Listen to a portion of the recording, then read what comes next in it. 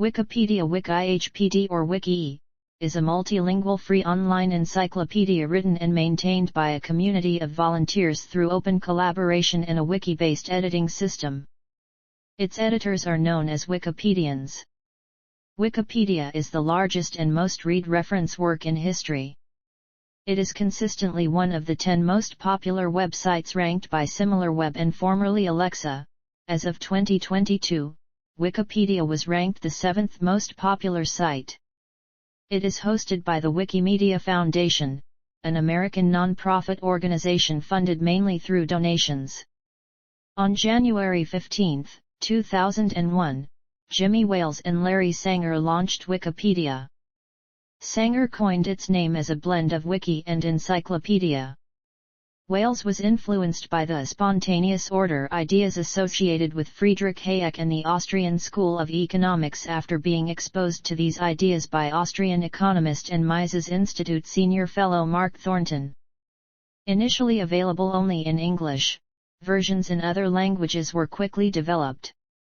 Its combined editions comprise more than 59 million articles, attracting around 2 billion unique device visits per month and more than 17 million edits per month as of November 2020.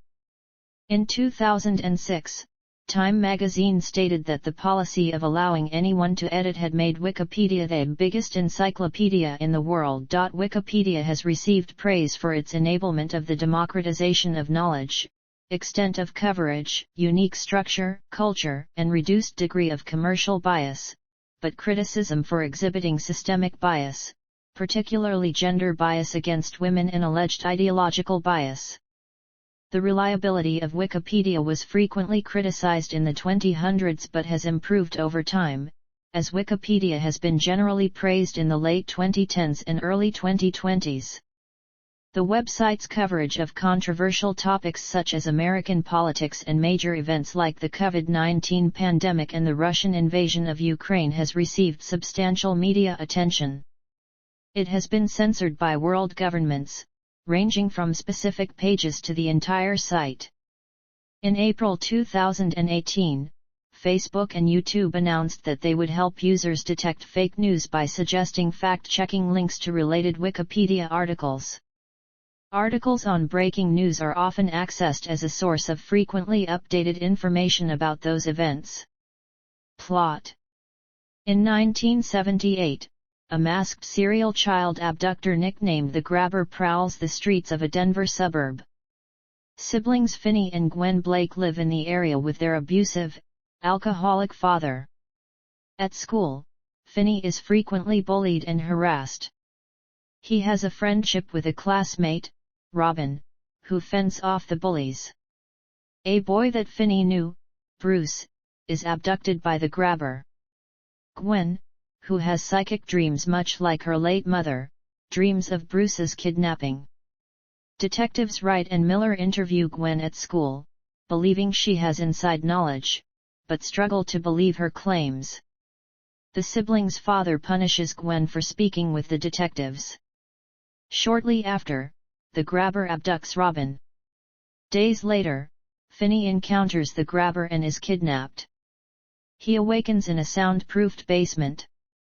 On the wall is a disconnected black rotary phone that the Grabber says does not work. Later, Finney hears the phone ring and answers it. Bruce's ghost tells Finney about a floor tile he can remove to dig a tunnel to escape. The police search for Finney is unsuccessful. The Grabber brings Finney food and leaves the door to the basement unlocked. Finney prepares to sneak out but is stopped by another boy on the phone called Billy. He explains this is a game that the Grabber plays, and he is waiting upstairs to attack Finney with a belt if he leaves the basement. Billy instructs him to use a cord Billy found to get out via the basement window.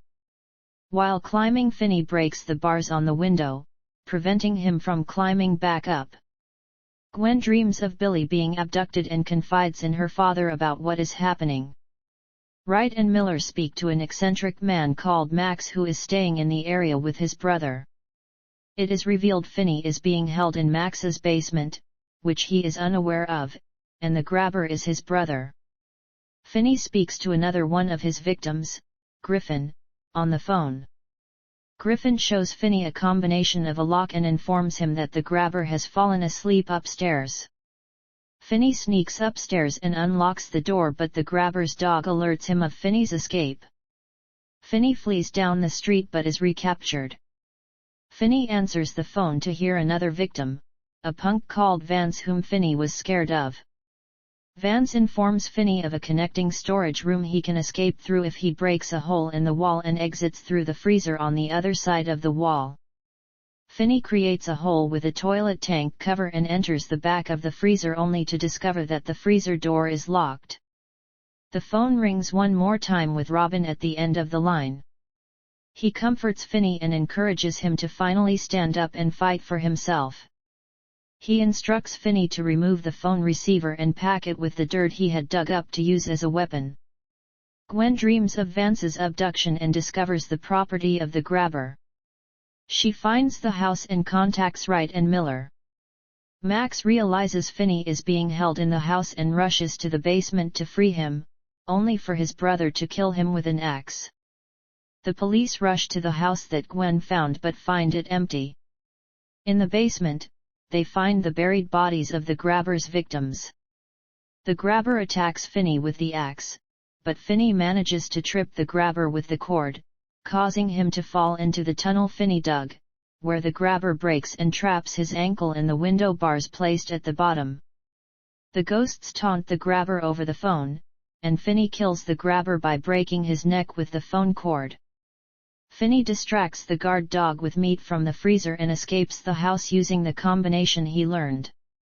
Finney exits the house across the street from the grave sites where he reunites with Gwen and the police rush to the property. The siblings' father arrives and tearfully begs forgiveness for his earlier treatment of them. Back at school, a confident Finney sits next to his crush in class. Cast: Mason Thames as Finney Blake, a 13-year-old boy who has a troubled home and school life. Madeline McGraw as Gwen Blake, Finney's protective younger sister. Ethan Hawke as Albert Shaw / the Grabber, a party magician and serial killer. Jeremy Davies as Terrence Blake, Finney and Gwen's alcoholic father. E. Roger Mitchell as Detective Wright. Troy Rootseal as Detective Miller. James Ransone as Max Shaw, a drug abuser and brother of the grabber. Miguel Cazares Mora as Robin Ariano, Finney's protective friend who is known to be tough. Tristan Pravong as Bruce Yamada, a baseball player who plays for a rival team. Jacob Moran as Billy Showalter, a local paperboy. Banks Repeta as Griffin Stagg, a local boy few people noticed. Brady Hepner as Vance Hopper, an older teenage boy who is known to be tough. Rebecca Clark plays Donna, Finney's school friend and crush, while Jay Gavin Wild as Moose, Spencer Fitzgerald as Buzz, Jordan Isaiah White as Matty, and Brady Ryan as Matt, portray bullies at the school Finney, Gwen, and Robin attend.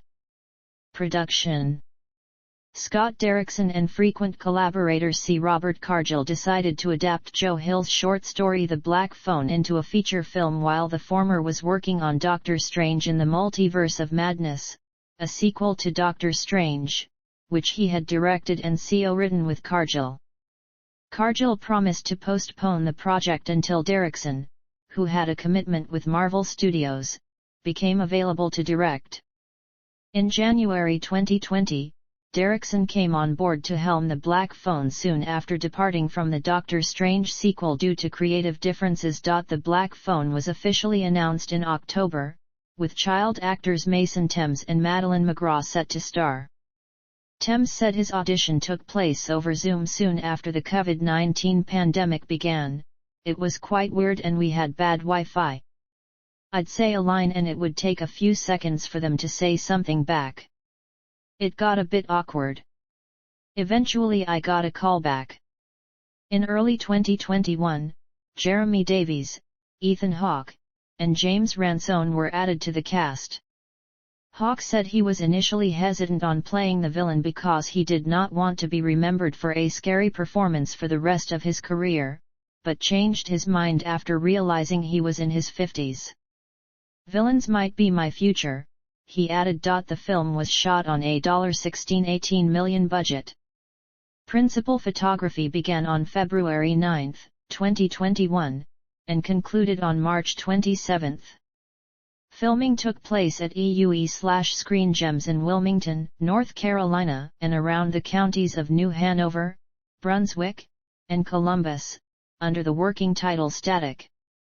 Mark Corven composed the score during post-production, and the film was completed by December 2021. For the construction of the film, Derrickson was inspired by the films The 400 Blows, The Devil's Backbone, Rosemary's Baby, and the novel A Prayer for Owen Meany by John Irving. Marketing. The marketing campaign from Universal Pictures for The Black Phone began with the release of a trailer on August 25, 2021, at Cinemacon. Variety said the film looked scarier than the COVID-19 Delta variant and called it the next possible franchise for Universal and Blumhouse. Screen Rant described the reactions to the trailer at Cinemacon as intense. The film's poster was released on September 25, 2021. Screen Rant found it to be terrifying and said it would be interesting to see if the film lives up to the hype. Collider said the mask in the poster evoked Lon Chaney's character from London After Midnight. MovieWeb said the poster would be behind your eyelids as you fall asleep tonight. We won't be able to see Ethan Hawke again without thinking of him as the terrifying and twisted grabber.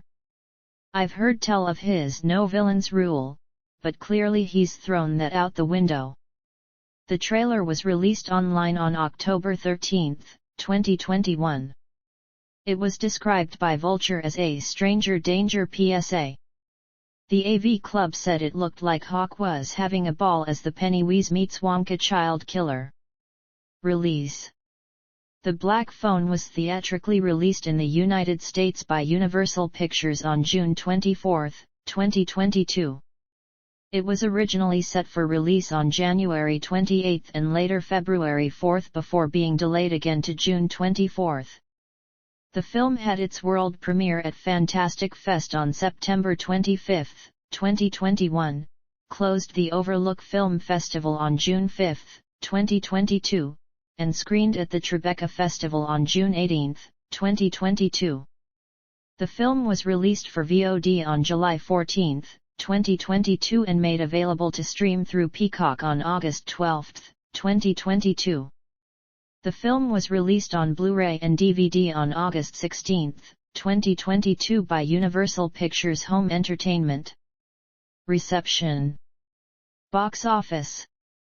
The Black Phone grossed $89.9 million in the United States and Canada, and $71.5 million in other territories, for a worldwide total of $161.40 million. The Black Phone was released alongside Elvis, and was projected to gross $15-20 million from 3,150 theaters in its opening weekend.